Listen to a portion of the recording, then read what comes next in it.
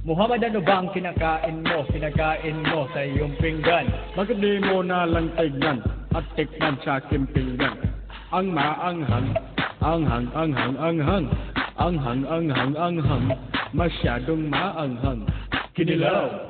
Ayaw mo bang kumain ito at nakahain?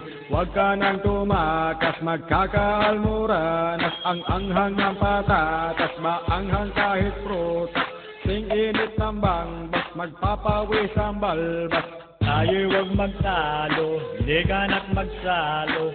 Papake ng sili, huwag ka na mamili. Uusok ang iyong tenga, mapapamakarena. Ika'y mapapaihip sa sobrang init dahil maanghang.